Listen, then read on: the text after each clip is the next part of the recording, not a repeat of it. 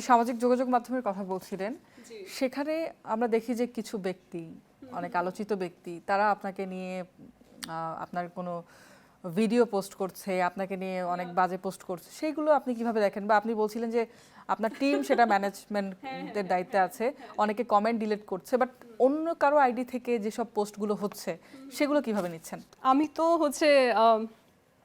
আমি একজনের কথাই বলি, আলোচিত অনেক ব্যক্তি না, একজন খুবই নোংরা একজন ভিউ এবং ভিডিও ব্যবসায়ী। আমি এতদিন তাকে টিকটকার বলতাম, তারপর আমি বুঝতে পারলাম যে আসলে সে যেই কন্টেন্টগুলো দেয় একেবারেই ভুয়া এবং খুবই নোংরা কুরুচিকর ভিডিও সে কোনো জায়গা থেকে কালেক্ট করে, হয়তো তার নিজের ব্যক্তিগত পরিবারের কোনো সদস্যের সে ভিডিও করে, কারণ অনলাইন থেকে নিলে সেটা কপিরাইট হওয়ার মিলে যাওয়ার চান্সেস থাকে, যেহেতু সেটা হচ্ছে না তার মানে সেই ভিডিওটা সে নিজেই নিজের পরিবার থেকে সংগ্রহ করছে এবং সেটার মাথা কেটে আপলোড করছে এত নোংরা কুরুচিভাবে এবং বলছে যে এটা মেঘনা আলমের ভিডিও। এটা কিন্তু কোনো স্বাভাবিক ভুল কিংবা স্বাভাবিক কোনো টিকটকারের কাজ না, এটা একটা ক্রিমিনাল অ্যাক্টিভিটি এবং একেবারেই সাইকোপ্যাথিক কাজকর্ম।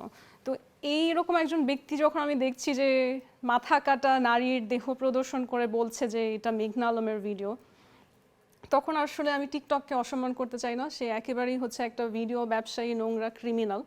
তো নানাভাবে সেই ভিডিওগুলো দিয়ে, যেহেতু তার মেইন পেজটা আমাদের মেটা থেকে রিমুভ করে দেওয়া হয়েছে, সে তার নতুন পেজগুলোতে লাইক ভিউ বাড়ানোর চেষ্টা করে যে মেঘনা আলমকে দেখতে হলে এই পেজে আসুন, এই প্রোফাইলে আসুন। আমার নিজের প্রোফাইলে আমাকে নিয়ে যথেষ্ট ছবি আছে, আমার 10 বছর আগের 15 বছর আগের ছবি আছে, আমি বিউটি কন্টেস্ট করেছি, যেই ছবিগুলো দেখে আমাকে মডেল মনে করা হয়, খুবই সুন্দর সুন্দর ছবি আছে। কারো যদি আমাকে দেখতে ইচ্ছে হয় আমি তো কমেন্ট করে দিয়ে আসি, সেই ব্যক্তির প্রোফাইলে কমেন্ট করে দিয়ে আসি যে যখন আমাকে নিয়ে লিখবেন আমার আইডি লিঙ্কটাও দিবেন, যাতে মানুষ আমার প্রোফাইলে এসে দেখতে পারে। অন্য কাউকে আমার ছবি কোনো কিছু এক্সপোজ করার কিছু নাই। এবং আমাকে দিয়ে যদি ভিউ ব্যবসা করতেই হয় তাহলে তার আসলে মেনশন করা উচিত যে মেঘনা আলমের অরিজিনাল আইডি কোনটা। আর যে বাজে কুরুচিপূর্ণ যে জিনিসগুলো দেয় সেগুলো নিয়ে আমার অলরেডি কথা হয়েছে আমাদের দেশের নিরাপত্তা ব্যবস্থা যারা দেখে, স্পেশাল ফোর্সেস লোকজন যারা আছে, সবার সাথেই কথা হয়েছে। They are more than excited to take a step against him. কিন্তু আমি একটু দূরদর্শী চিন্তা করছি এবং তাকে নিয়ে আমি ফাইনালি আসলে কি কাজ করব সেটা ইনশাআল্লাহ বাংলাদেশের জনগণ দেখতে পাবে এবং সবার স্বার্থেই হবে, আমার একার স্বার্থে না। তার সঙ্গে কি আপনার কোনো ব্যক্তিগত শত্রুতা আছে যে কারণে তিনি এটা বারবার করছেন আপনার এগেইনস্টে? That's a very interesting question, because আমি তো এই পার্সনকে ব্যক্তিগতভাবে কখনো দেখিনি। এখন ব্যক্তিগত কি কারণ থাকতে পারে, এটা অনেকে লিখছে কমেন্টে যে কি কারণে এত মানুষকে সে টার্গেট করেছে এত লম্বা সময় ধরে, অনেক বড় বড় রাজনৈতিক দলও নাকি পতন হয়ে গেছে তার কারণে, যেটা একেবারেই সত্যি না। কারণ সবসময় যে জিনিসটা জনগণ যার পতন নির্ধারণ করে রেখেছে, সেই সময় কিছু কন্টেন্ট দিয়ে সে হয়তো জনগণের বাহবা নিয়েছে, কিন্তু তার কারণে না, জনগণের কারণেই যার পতন হবার হয়েছে। কিন্তু সবাই বলছে যে এত বড় বড় রাজনৈতিক দল এই ব্যক্তির সাথে টিকে থাকতে পারলো না, একমাত্র মেঘনা আলমই একজন যাকে নিয়ে সে প্রতিবার হুমকি দিচ্ছে, আবার হুমকি ডিলিট করে দিচ্ছে, কিন্তু আলটিমেটলি কিছুই প্রমাণ দিতে পারছে না। তো সে তো একভাবে মেঘনা আলমের কাছে পরাজিতই। তো কি কারণে সে এক নারীর কাছে বারবার পরাজিত হচ্ছে এবং পরাজিত হওয়ার পরও নির্লজ্জের মতন আবার তাকে নিয়ে লেখালেখি করার চেষ্টা করছে, হয়তো তার একটা পার্সোনাল অবসেশন থাকতে পারে আমার ব্যাপারে, কিন্তু in person I have never met him. আপু, গণ অধিকার পরিষদ একটি তরুণ নির্ভর দল। আমরা দেখেছি যে এই দলটিতে প্রায় সকল নেতারাই একেবারে তরুণ। তো অনেক দল থাকা সত্ত্বেও আপনি গণ অধিকার পরিষদে কেন গেলেন? গণ অধিকার পরিষদ নামটার মধ্যে কিন্তু আসলে এক্সপ্লেইন করে দেয় যে তারা একটা দল যারা মানুষের অধিকার, জনগণের অধিকারের জন্য কাজ করে। এবং এটা যে শুধু মৌখিকভাবে বলে বা তাদের নাম তাই না, আমরা নিজেরাও সাক্ষী যে আমাদের দেশে যত জাগরণী মুভমেন্ট হয়েছে, ইনক্লুডিং আমাদের এই 24-এর গণজাগরণ, প্রতিটারই কিন্তু নেতৃত্বে এবং শুরুর দিকে যারা এটার উন্মোচন করেছেন সেখানে কিন্তু গণ অধিকার পরিষদের যে নেতারা রয়েছেন, স্পেশালি ভিপি নূর রয়েছেন, তারাই ছিলেন। এবং এখনও 2025-এ এসে অনেক মানুষ তাদের আদর্শের জায়গা থেকে বিচ্যুত হয়ে গেছে, কিন্তু তারা এখনও তাদের লড়াইটা চালিয়ে যাচ্ছেন এবং এই খুব অল্প সময়ে কিন্তু তারা একটা ভালো প্রেশার গ্রুপে পরিণত হয়েছেন, যে কোনো জায়গায় অন্যায় হলে সেটার প্রতিবাদের ক্ষেত্রে একটা শক্তিশালী ভূমিকা। এবং একেবারেই গ্রাসরুটস পিপল যারা, একেবারেই মাঠ পর্যায়ের মানুষকে দেশের বিভিন্ন জায়গা থেকে এক করে ফেলার যে প্রচেষ্টা, এটা কিন্তু আমাদের একদম বড় যে দলগুলো আছে যারা অনেক অনেক বছর ধরে রাজনীতি করেছে তাদের বাইরে আর কেউ এখন পর্যন্ত করতে পারেনি। এবং 24-এর পরে আমরা অনেকের কাছ থেকে এক্সপেকটেশন রেখেছিলাম যে হয়তো একটা নতুন পলিটিক্যাল সিস্টেম আমরা দেখতে পাবো, যে নতুন ধারার রাজনীতি নিয়ে তরুণরা এগিয়ে আসবে। কিন্তু আমরা দেখেছি যে ক্ষমতার ছোঁয়া পেতে না পেতেই তারা তাদের আদর্শিক জায়গা থেকে আসলে ছিন্ন হয়ে গেছে, বিচ্যুত হয়ে গেছে। সেইখান থেকে আমার কাছে মনে হয়েছে যে গণ অধিকার পরিষদে যেহেতু একটা ভালো গণসংযোগ আছে এবং তারা শুধুমাত্র তরুণ না, আমার প্রথমে ধারণা ছিল যে শুধু তরুণ ভিত্তিক, কিন্তু এখানে লিডারশিপের ক্ষেত্রে তরুণরা থাকলেও তাদের যে মেম্বার্স আছে, সদস্য আছে, সেটা একেবারেই বাংলাদেশের বিভিন্ন প্রান্তে সব ধরনের বয়সের লোকজনই আছে এবং শিক্ষিত লোকজন আছে। তাদের দেখা গেছে যে একটা পেশাজীবীদের জন্য তাদের একটা আলাদা ব্যবস্থা আছে, সেখানে অনেক ধরনের আইনজীবী আছেন, তাদেরও একটা বড় সাপোর্ট আমার জন্য, যে বাংলাদেশের অলমোস্ট 50-60 জন আইনজীবী সবাই এক হয়ে আমাকে সাপোর্ট করছে। তো এই জিনিসগুলো দেখে আমার কাছে মনে হয়েছে they have the resource, they also have the ideology, and আমাকে সমর্থনও করছে। এবং আমার দৃষ্টিতে এখন পর্যন্ত আমি কোনো রকমের আসলে নারী হিসেবে যে একটা অসম্মান হওয়া বা ছোট হওয়া এগুলো দেখিনি, বরঞ্চ আমি দেখেছি সব পুরুষ নারী একসাথে একজন আরেকজনকে রেসপেক্ট করে কাজ করছে, যেগুলো আপাত দৃষ্টিতে আমি দেখতে পাচ্ছি। আমার কাছে মনে হয়েছে what can be better then this. In fact আমি নিজেও যেহেতু আসলে একটা পরিবর্তন নিয়ে এসেছি সমাজে বলবো, এবং প্রচলিত ধরার রাজনীতি থেকে কিন্তু আমি নিজে উঠে আসি নাই। আমার উপর একটা অন্যায় অবিচারের প্রতিবাদ করতে গিয়ে আমি রিয়ালাইজ করেছি যে শুধুমাত্র দর্শকের সারিতে থেকে প্রতিবাদ করলেই হবে না, যেই জায়গায় আসলে আমি কাঠামোগত পরিবর্তন আনতে পারি সেই স্টেট মেকানিজমের অংশ হলেই আমার পক্ষে সম্ভব প্রকৃত পরিবর্তন করা। তো আমিও দেখেছি যে গণজাগরণ যেটা হয়েছে আমাদের দেশে, সেটা আসলে তো হওয়া উচিত ছিল সমস্ত জনগণের একটা ঐক্যমতের জায়গা, কিন্তু সেখানেও আমরা দেখি এখন অনেক সেই মুক্তিযুদ্ধের সময় যে একটা চেতনা ব্যবসার ব্যাপার হয়েছিল, যেটা দিয়ে আসলে আমাদের মুক্তিযুদ্ধের চেতনাটাকে উল্টো ছোটই করা হয়েছে, হালকা করা হয়েছে নতুন প্রজন্মের কাছে। 24-এও আমার কাছে মনে হচ্ছে যে এই জুলাইতে যারা অবদান রেখেছে তাদেরকে আসলে একটা চেতনা ব্যবসার মধ্যে নিয়ে আসার প্রচেষ্টা বরঞ্চ এই গণজাগরণটাকে ছোট করছে ওভার টাইম। তখন আমার কাছে মনে হয়েছে এমন একটা দলের সাথে আমার থাকা প্রয়োজন যারা আর যা কিছুই হোক অ্যাটলিস্ট তাদের নেতৃত্বের জায়গায়, আদর্শের জায়গায় স্থির। তো সেখান থেকে আমার কাছে মনে হচ্ছে উই গো ইন সিঙ্ক।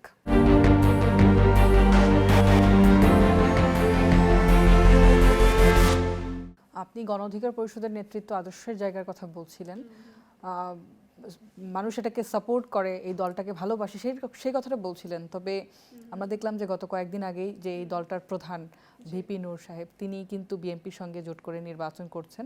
এই বিষয়টা এটা একটা 100% ভুল ধারণা, কারণ জোট একটা ডিফারেন্ট জিনিস। জোট যদি হয় তাহলে আমি ঢাকা 8 আসন থেকে কিভাবে নির্বাচন করছি, এবং আপনি আমার প্রোগ্রামের শুরুতে বললেন যে আমি যে নির্বাচন করছি তাই না, আমি অলরেডি হচ্ছে যে বৈধতা পেতে হয় সেটাও পেয়েছি। আপনি যে কোনো মানুষ ডিসাইড করতে পারে যে আমি এমপি ইলেকশন করব, যে কোনো মানুষ নিজেকে বলতে পারে যে আমি একজন পদ প্রার্থী, কিন্তু সেটার অফিশিয়াল বৈধতা পাওয়ার কিন্তু একটা বাছাই প্রক্রিয়া থাকে, সেখানে অনেকগুলো রিকোয়ারমেন্টস ফুলফিল করেই আপনার পক্ষে সম্ভব। এবং সেই রিকোয়ারমেন্টসটা শুধু ব্যক্তি না, আমি যেহেতু স্বতন্ত্র না, আমি দল থেকে দাঁড়িয়েছি, দলকেও কিন্তু সেই বাছাইয়ের বিভিন্ন ক্রাইটেরিয়া ফুলফিল করতে হয়। তারা যদি জোট হয়ে আসলে নিশ্চিহ্ন হয়ে যেত তাহলে আমি কিভাবে আমার নির্বাচন প্রক্রিয়া সামনে আগাচ্ছি। তো কিছু ভুল ধারণা মানুষের মধ্যে আছে, সেই ধারণাগুলো আমার থেকেও আরও ভালোভাবে আমার মনে হয় যারা হচ্ছে যাদেরকে নিয়ে আপনি প্রশ্নটা তুললেন সে আরও সুন্দর করে এক্সপ্লেইন করতে পারবে। তবে ইলেকশনের ক্ষেত্রে এখন পর্যন্ত মেঘনা আলম ঢাকা 8 আসন থেকে লড়ছে, এটা যেরকম 100% কনফার্ম, তেমন হচ্ছে আগামী দিনেও আমি আশা করি অ্যাটলিস্ট গণ অধিকার পরিষদ থেকে আমি আশা করি এবং বিশ্বাস রাখি যে তারা আদর্শের জায়গা থেকে কোনোভাবেই নড়বড়ে হবে না। আচ্ছা, আপনার কি মনে হয় যে আপনার দল এবারে নির্বাচনের রেজাল্টটা কি হবে? আসলে তারা আপনার দল থেকেও কি প্রধানমন্ত্রী হতে পারবে এবার বাংলাদেশে? আচ্ছা, প্রধানমন্ত্রী হওয়ার প্রক্রিয়াটা আসলে বুঝতে হবে। প্রধানমন্ত্রী হতে হলে যেই ধরনের প্রতিটা কনস্টিটুয়েন্সিতে সাফল্যের প্রয়োজন সেটা হয়তো বা এই সময়ে রিয়েলিস্টিক নাও হতে পারে, কিন্তু ইন ফিউচার হবে বা হওয়ার সম্ভাবনা রাখে, এটা আমি বুঝতে পেরেছি এবং হওয়া উচিত। আমার কাছে মনে হয় যে আমাদের নেতৃত্বে যিনি আছেন, নূরের কথাই বলি, ভিপি নূর, সে যেই ধরনের প্রতিবাদী কণ্ঠস্বর নিজেকে প্রমাণ করেছেন এবং এতবার এতভাবে তাকে আক্রমণ করা হয়েছে, তার জীবনের উপর ঝুঁকি এসেছে, তারপরও সে যেভাবে করে মানুষকে এক জায়গায় করে গিয়েছেন। এবং এখন পর্যন্ত আজকেও যে আমি এই সেটে এসেছি, এখানেও আমি একটা জাগরণী প্রতিবাদ মিছিল থেকে এখানে আসলাম। সেখানেও আমাদের এই সময়ে যে দুর্বৃত্তের অবস্থান আমরা দেশে দেখতে পাচ্ছি, যে বিভিন্ন জায়গায় মানুষের প্রাণের উপরে হুমকি, অনেক তরুণ নেতাদেরকে জীবন দিতে হচ্ছে, এই সিচুয়েশনটার প্রতিবাদী কিন্তু গণ অধিকার পরিষদ এই মুহূর্তে আজকেই করলো, যেখান থেকে আমি এই সেটে এসেছি। তারা যে এই ধারাটা রেখেছে, আবহমান রেখেছে, সেখানে আমার কাছে মনে হয় যে এরকম কারো ভবিষ্যতে হওয়া উচিত প্রধানমন্ত্রী। যদি যোগ্যতা থাকে, সাহস থাকে, তাহলে কেন না। কিন্তু আপনি যেটা বলছেন যে এই বছরের ইলেকশনে, এটা কখনো আসলে আগে থেকে বলা যায় না। আমরা যতই মনে করি যে এই দল, এই লোক প্রধানমন্ত্রী হবেন, কিন্তু এখানে আসলে আল্লাহর একটা ভাগ্যের ব্যাপার থাকে। এটা অনেকটা লটারি জেতার মতনই, যে সব কিছু মনে হয় মাঠ প্রস্তুত, সব লোক আমার সাথেই আছেন, তারপর আপনি দেখবেন যে ভোটের ক্ষেত্রে গিয়ে আপনাকে যে পছন্দ সারা বছর বলেছে করে, সে আপনাকে ভোট না দিয়ে অন্য কাউকে দিল। এটা হতেই পারে। সো আল্লাহর যদি ভাগ্যে রাখেন, তাহলে আমরা একটা চমক দেখতেও পারি। নির্বাচন কি হবে? কি মনে হয় আপনার? নির্বাচন নিয়ে আমি আশাবাদী এবং নির্বাচনটা আসলে আরো অনেক আগেই হয়ে যাওয়া উচিত ছিল। এবং আমরা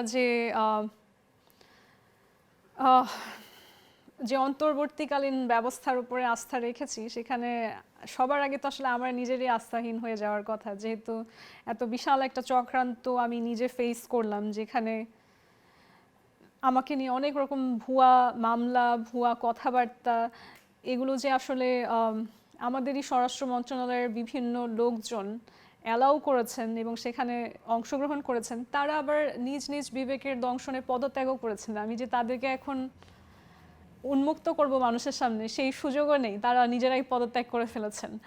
এবং যারা সেই সময় এটার সাথে জড়িত ছিল, তারা অনেকেই ক্ষমাও চেয়েছে ব্যক্তিগতভাবে আমার কাছে, আমার পরিবারের কাছে, অনেক কান্নাকাটিও করেছে। এখন যেটা হয়ে গেছে, কিন্তু সবার আগে তো আসলে আস্থাহীন আমারই হওয়ার কথা, কারণ এই ধরনের একটা ষড়যন্ত্র একটা মানুষের বিরুদ্ধে হওয়া সম্ভব। আমি যদি নিজে কখনো ফেস না করতাম, আমি যদি অন্য কারো ব্যাপারে এরকম শুনতাম, আমি তো বুঝতাম না। আমার কাছেও মনে হতো টেলিভিশনে দেখাচ্ছে, খবরে বলছে, এই যে দেখতে পাচ্ছি পুলিশ ধরে নিয়ে যাচ্ছে, আমি তো ভেতরের ষড়যন্ত্রটা বুঝতাম না। আমার কাছেও মনে হতো হয়তো এই ব্যক্তির কোনো খারাপ কিছু আছে। তো এইরকম বিভৎস ভয়ঙ্কর জিনিস যখন আমি নিজের জীবনে ফেস করেছি, সবার আগে এই অন্তর্বর্তীকালীন সরকারের উপর আস্থা কার চলে যাওয়ার কথা? আমার। এবং অবশ্যই সেটা অনেকটাই অ্যাফেক্টেড হয়েছে।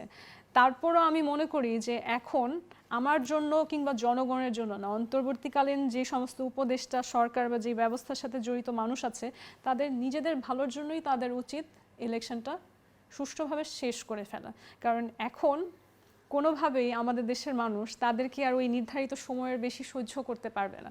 আমরা সবাই চাই একটা নিশ্চিত নিরাপদ জীবন। আমরা এই যে আনস্টেবল যে সিচুয়েশন, সেখানে যে এত মানুষের প্রাণ চলে যাচ্ছে, অনেকভাবে মানুষ নিগ্রহের শিকার হচ্ছে, নারীরা নিরাপদে রাস্তায় বের হতে পারছে না, এই ধরনের একটা সিচুয়েশন 24-এর আগে বাংলাদেশের মানুষ বলতে গেলে দেখেই নেই। আমরা যে ভালো করতে চেয়েছি দেশের, তার থেকে আরও অনেক বিভৎস খারাপ জিনিস আমরা এখন দেখছি। এই সিচুয়েশনে বাংলাদেশের মানুষ আর পারছে না, আমরা হাঁপিয়ে যাচ্ছি। তো আমার মনে হয় যে নির্বাচনটা কেন হবে বা হওয়া উচিত, সেটা শুধুমাত্র যে আমার বা জনগণের ভালোর জন্য তা না। যারা নির্বাচন দেওয়ার জন্য যাদের ডিউটি, তারা নিজেদের ভালোর জন্যই খুব শীঘ্রই নির্বাচনটা শেষ করবে বলে আমি আশা করি। আপনি দেশের সার্বিক পরিস্থিতির কথা বলছিলেন, যে দেশের এই অবস্থা, অস্বস্তি একটা সিচুয়েশনে মানুষ আছে, তো আপনার কি মনে হয় যে এরকম সিচুয়েশনে নির্বাচনটা সুষ্ঠু হবে? নির্বাচনটা সুষ্ঠু হবে এরকম সিচুয়েশনে এখন অনেকেই আসলে এই কথাটা বলে যাতে নির্বাচনটা আসলে পিছিয়ে যায়। তবে নির্বাচন সুষ্ঠু হওয়ার সম্ভাবনা একটা কারণে আছে, যেটা আমি বলেছি, যে এখন মানুষ অনেক বেশি তৎপর। এবং যে কারণে আপনি জোটের কথাটাও বলেছেন, আসলে যেটা হচ্ছে, রাজনৈতিক দলগুলো নিজেদের মধ্যে একটা ঐক্যের জায়গায় আসছে, যে দেশের জন্য আদর্শিক জায়গা থেকে দেশের জন্য একটা মতের জায়গা থেকে সবাই চেষ্টা করছে একসাথে কাজ করার। এটার মানে কোনো একটা রাজনৈতিক দল একেবারে নিশ্চিহ্ন হয়ে যাচ্ছে সেরকম কিছু না। প্রত্যেকটা দলই যার যার জায়গা থেকে দেশের জন্য চেষ্টা করছে এক থাকার, যে নির্বাচনটার সময় যাতে আমরা একজন অপরজনকে সেই সাপোর্ট সিস্টেম হিসেবে কাজ করতে পারি, যে নির্বাচনটা ফেয়ার হয়। সেই ক্ষেত্রে যেহেতু সবাই অনেক তৎপর, সেখানে আমরা ধারণা করতে পারি যে নির্বাচনটা সুষ্ঠুভাবে হয়ে যাবে। তবে আমরা যদি বলি সুষ্ঠুভাবে হবে না, তখন কিন্তু প্রশ্ন আসে যে কার কারণে হবে না, কার স্বার্থের জন্য নির্বাচন সুষ্ঠুভাবে না হওয়ার সুযোগ আছে, এটার একটা প্রশ্ন চলে আসে। কারণ নির্বাচন তো সুষ্ঠু হওয়াটাই স্বাভাবিক। যখনই আমরা এই প্রশ্নটা তুলি যে নির্বাচন কি পিছিয়ে যাবে বা সুষ্ঠুভাবে হবে না, তখনই প্রশ্ন আসে যে কার স্বার্থে, তাই না? সো সেই কার স্বার্থের উত্তরটা যেহেতু জনগণের কাছে অনেকটা পানির মতো স্বচ্ছ হয়ে যাচ্ছে, সেখানে আসলে কারসাজি করার সুযোগও কমে যাচ্ছে। আমরা একেবারেই শেষের দিকে আছি। আমার শেষ প্রশ্ন, আপনি অনেকবার বলছিলেন নতুন বাংলাদেশের কথা। আপনি নতুন বাংলাদেশটা কিভাবে দেখতে চান, বা আপনি সংসদ সদস্য হলে আপনার আসনটির জন্য কি করবেন?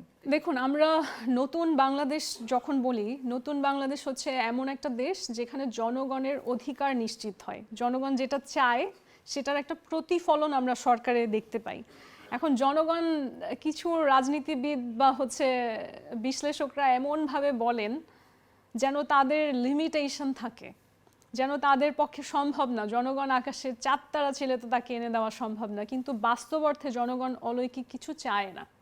জনগণ খুব সীমিত জিনিস চায়, রুল অফ ল, একদমই ডেমোক্রেসি, একেবারেই সিম্পল জিনিস চায়।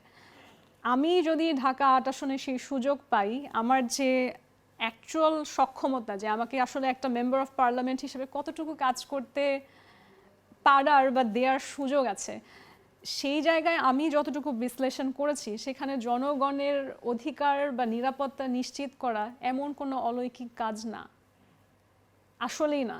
এখানে এই জিনিসটাকে কঠিন করা হয় কিছু মানুষের ব্যক্তি স্বার্থে।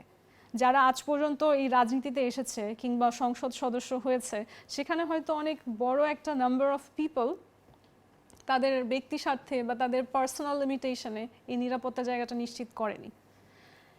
তবে আমি যেহেতু রাজনীতিতে আসলে কোনো ক্ষমতার লোভে আসিনি, বরঞ্চ নিজের উপর হওয়া অবিচার অনাচার দেখেই সমাজের আমার যে অবস্থানটা, সেটা দিয়ে বুঝতে পেরেছি যে আমার সাথে যদি এমন হয়, তাহলে সাধারণ মানুষের সাথে কি হওয়া সম্ভব।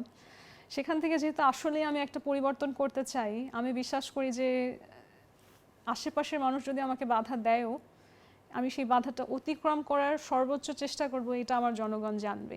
এবং নতুন বাংলাদেশ বলতে আমি স্বপ্ন দেখছি, স্বপ্ন বলবো না, যেহেতু সেটা বাস্তবায়ন করার জন্য অনেক কাজ এবং প্ল্যানও হাতে নিয়েছি, মাঠে নেমে পড়েছি এখন।